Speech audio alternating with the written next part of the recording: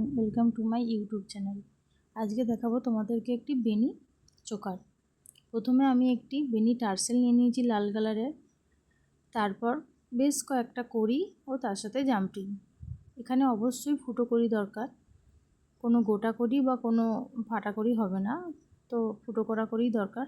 তো আমি এইভাবে একটা একটা করে টার্সেলটাতে ফুটো কড়ির সাথে জাম্পিং অ্যাড করছি। আমি একটু গ্যাপ দিয়ে দিয়ে করছি যাতে সুন্দর দেখতে লাগে। তোমরা চাইলে গ্যাপ দিতেও পারো বা নাও পারো। তো আমি এই টার্সেলটিতে মোট 9টা-10টার মতো কড়ি অ্যাড করছি। তো তোমরা অনেক যেমন পারবে কড়ি অ্যাড করে নিতে পারো। আমি একদিকে পরপর লাগিয়ে নিচ্ছি, সুন্দরভাবে ভালো করে জাম্পিংয়ের সাহায্যে অ্যাড করবে যাতে না খুলে যায় বা ওটা বিকে রয়ে যায়। যাই হোক, তো এইভাবে আমি অ্যাড করে নিচ্ছি। প্রথমে অ্যাড করে নেওয়ার পর এক সাইডটা হয়ে গেলে আরেক সাইডটাও একইভাবে করে নেব। হয়ে যাওয়ার পর টার্সেলটিতে আর কোনো কিছু অ্যাড করব না, এরকম সিম্পলি থাকবে, জাস্ট করেই অ্যাড করে দেবো।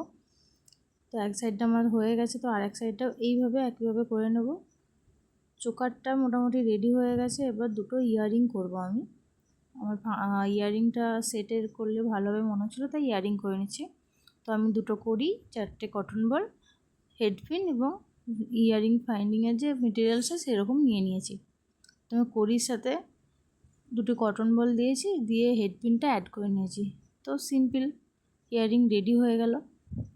তো তোমাদের কেমন লাগলো অবশ্যই জানিও। এইভাবে একই আরেকটা ইয়ারিং করে নেব। কেমন লাগলো অবশ্যই কমেন্ট করে জানিও। ভালো লাগলে অবশ্যই সাবস্ক্রাইব করে নিও। টাটা।